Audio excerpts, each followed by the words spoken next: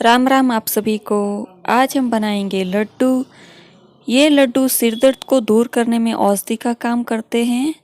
सिर दर्द चाहे कितना ही पुराना क्यों ना हो, अगर इस लड्डू का हम सेवन करते हैं तो कुछ ही दिनों में इसका असर हमें दिखना शुरू हो जाता है। और अगर इसका हम महीना भर तक सेवन करें तो सिर दर्द को पूरी तरह से ठीक कर देता है और तनाव भी दूर करता है। इनसे याददाश्त बढ़ाने में भी मदद मिलती है और दिमाग को मजबूत और फुर्तीला भी बनाता है। तो चलिए लड्डू बनाना शुरू करते हैं। मैंने 2 बड़े साइज के गोले लिए जिनको इस तरह से पतला और लंबा कट कर लिया है। वो ग्राम में करीब 400 ग्राम जितने थे। इन्हें हम इस तरह से 1 से 2 इंच के टुकड़ों में कट कर लेंगे। इन्हें हमें ज़्यादा लंबा नहीं रखना है क्योंकि इसे हम पीस कर तैयार करेंगे। नारियल का हम पाउडर बनाएंगे। हमें घर पर ही नारियल का पाउडर बनाना है, जो रेडीमेड आता है उसे हमें यूज़ नहीं लेना है क्योंकि उसमें तेल की मात्रा बहुत ही कम होती है। इस तरह से मैंने छोटे टुकड़ों में कट कर लिया है। अब हम इसे पीस कर तैयार करेंगे। जितना बारीक पीस सकते हैं उतना बारीक हमें इसे पीसना है। अगर आपको दरदरा पसंद है तो आप दरदरा भी पीस सकते हैं। यहाँ पर मैंने बिल्कुल बारीक पाउडर बना के तैयार किया है। इसे हम बर्तन में निकाल लेंगे और इसी तरह से हम सारा नारियल पीस कर तैयार कर लेंगे। नारियल को मैंने पीस कर तैयार कर लिया है। इन लड्डुओं को बनाने में हमें जिन चीज़ों की ज़रूरत पड़ेगी उन्हें हम पीस कर तैयार कर लेंगे। यहाँ पर मैंने 1 कटोरी जितना मामरा बादाम लिया है। यहाँ पर हमने अमेरिकन बादाम को यूज़ नहीं करना है क्योंकि उसके इतने अच्छे फ़ायदे नहीं मिलते हैं जितने मामरा बादाम के मिलते हैं। इस बादाम के सेवन से सिर दर्द को दूर करने में और याददाश्त को बढ़ाने में बहुत ही मदद मिलती है और ये हमारे मस्तिष्क को ऊर्जावान भी बनाता है और मजबूत भी बनाता है। तो इन लड्डुओं में मामरा बादाम ज़रूर डालें। यहाँ पर मैंने 1 कटोरी खसखस लिया है। हमने सारी चीज़ें 1 कटोरी या फिर 1 कप से माप के लेनी है।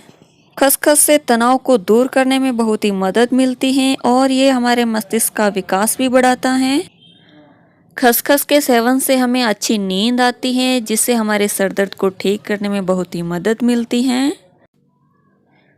1 कटोरी जितना मैंने गोंद लिया है। इसमें भरपूर मात्रा में फाइबर पाया जाता है और ये लड्डू के टेस्ट को कई गुना ज़्यादा बढ़ा देता है, तो इसमें आप गोंद ज़रूर डालिएगा। और 1 कटोरी जितना मैंने धनिया का बाट लिया है। जो सूखा धनिया आता है उसके अंदर से ये बाट निकलता है। ये आपको किराना की दुकान पर आसानी से मिल जाता है। इसे हम देसी भाषा में धाना की कुड़ी भी बोलते हैं। सिर दर्द पुराने से पुराना हो तो भी इसे ठीक करने में हमें बहुत ही मदद मिलती है, तो इसे आपको लड्डू में ज़रूर डालना है। आप चाहे तो इसे घर पर भी बनाकर तैयार कर सकते हैं। धनिया को हल्का सा पीस ले, उसके ऊपर से जो छिलका निकले उसे अलग कर दे और उसके अंदर से जो बाट निकलेगा उसे अलग कर ले और अच्छे से पीस कर इसे तैयार कर लें। लेकिन इन लड्डुओं में इसे हमें ज़रूर डालना है। 1 कटोरी पिस्ता लिया है। इससे लड्डुओं का जो टेस्ट है वो बहुत ही बढ़ जाता है और ये लड्डू आसानी से खाए जा सकते हैं क्योंकि इन लड्डुओं को हम दवाई के रूप में बनाते हैं, तो अगर थोड़े टेस्टी बनेंगे तो वो खाने में भी अच्छे लगेंगे। तो धाना की कुड़ी, खसखस, पिस्ता और बादाम को हमने पीस लेना है। इन सभी को हम जितना बारीक पीस सकते हैं उतना बारीक हमें पीस के तैयार कर लेना है। चारों को मैंने पीस लिया है। मामरा बादाम में बहुत ही ज़्यादा मात्रा में तेल होता है तो वो बारीक नहीं पिसती हैं, हल्की सी दरदरी सी रहती हैं। और यहाँ पर मैंने गोंद को भी छोटे टुकड़ों में तोड़ लिया है। इन लड्डुओं में हमें दाना की कुड़ी, खसखस, मामरा बादाम और नारियल चारों चीज़ों को हमें ज़रूर डालना है। बाकी चीज़ें हमने टेस्ट के लिए ली हैं। सबसे पहले हम गोंद को फ्राई करेंगे। यहाँ पर मैंने घी को गर्म होने के लिए रख दिया है। घी को अच्छा गर्म होने देंगे। गर्म होने के बाद हम इसमें एक गोंद का टुकड़ा डालेंगे और चेक करेंगे। गोंद अच्छे से फूलना चाहिए, अच्छे से फूलने देंगे और फूलने के बाद हम चेक करेंगे कि ये अंदर से कच्चा है या नहीं। गोंद अगर अच्छे से फ्राई नहीं हुआ हो तो दांतों में चिपकता है, वो खाने में बिल्कुल भी अच्छा नहीं लगता। गोंद अच्छे से फ्राई नहीं हुआ, अभी कच्चा है, तो घी को थोड़ा हम और गर्म होने देंगे। घी अच्छा गर्म हो गया है, अब हम इसमें गोंद डाल देंगे, अच्छे से फूलने देंगे और चलाते रहेंगे। ध्यान रहे ये जलना नहीं चाहिए। जैसे ही अच्छे से फूल जाए हमें तुरंत निकाल लेना है। अगर गोंद जलने लगे तो हमें गैस को मीडियम कर देना है। एक बार घी को अच्छा गर्म कर ले, उसके बाद हमें मीडियम कर लेना है। इसी तरह से हम सारे गोंद को फुला के तैयार कर लेंगे। ध्यान रहे गोंद अंदर से अच्छे से सीका हो, वो कच्चा नहीं रहना चाहिए। सारे गोंद को हमने फुला के तैयार कर लिया है। इसे हल्का ठंडा होने देंगे और ठंडा होने के बाद इसे हम कूट कर इस तरह से बारीक कर लेंगे। आप चाहे तो इसे हल्का मोटा भी रख सकते हैं। इसे मैं दरदरा सा कूट के तैयार कर लूँगी। गोंद को मैंने इस तरह से कूट के तैयार कर लिया है। अब हम एक बड़ा बर्तन लेंगे जिसमें हम जो भी हमने चीज़ें पीस के तैयार की हैं उसे हम डाल देंगे। बादाम, पिस्ता, दाना कुड़ी और खसखस, गोंद भी डाल देंगे इसमें और आधा चम्मच जितना काली मिर्च का पाउडर डालेंगे। इन सभी चीज़ों को हम अच्छे से मिक्स कर लेंगे। काली मिर्च का टेस्ट इन लड्डुओं में बहुत ही बढ़िया आता है। सभी को हमने अच्छे से मिक्स कर लिया है। अब हम इसमें जो हमने नारियल पीस के रखा था इसे भी हम डाल देंगे और अच्छे से मिक्स कर लेंगे।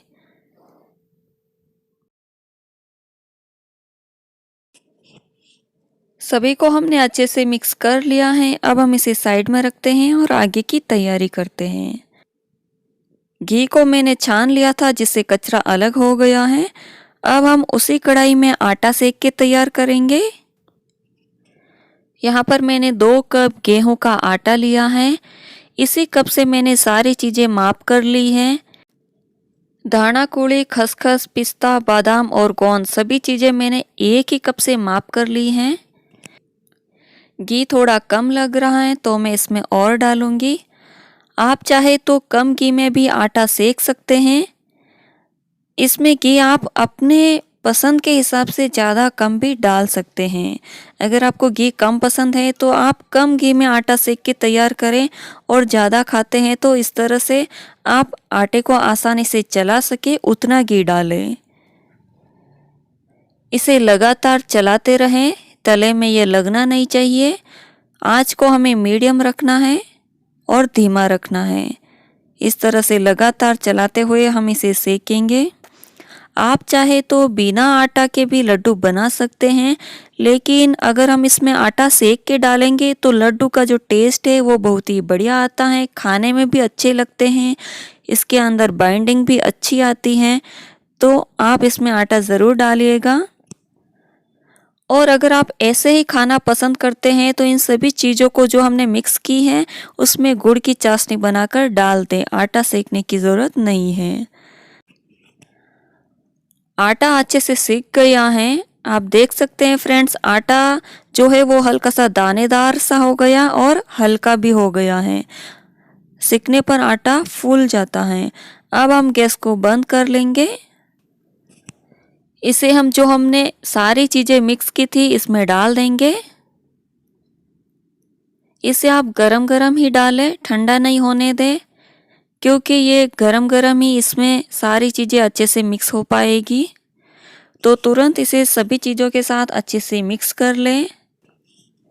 ये लड्डू हम दवाई के रूप में बनाते हैं, तो इसमें अगर हमने आटा सेक के डाला है तो ये खाने में थोड़े अच्छे लगते हैं, इसीलिए हमने इसमें आटा सेक के डाला है, जो हमारे लिए हेल्दी भी हो और टेस्टी भी हो।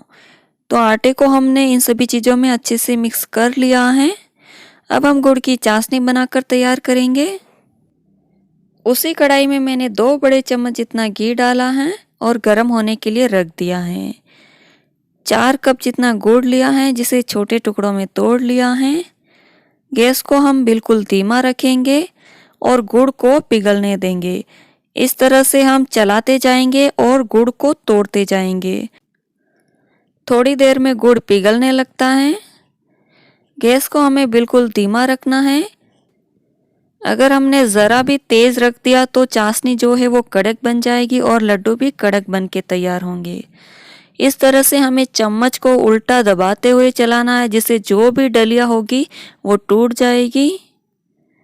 गुड़ अच्छे से पिघल गया है और इसमें उबाल भी आने लग गया है। गुड़ की चाशनी को हमें उबाल आने तक पकाना है। इससे इसमें से बहुत ही बढ़िया सी खुशबू आती है और लड्डू खाने में बहुत ही ज़्यादा बढ़िया लगते हैं।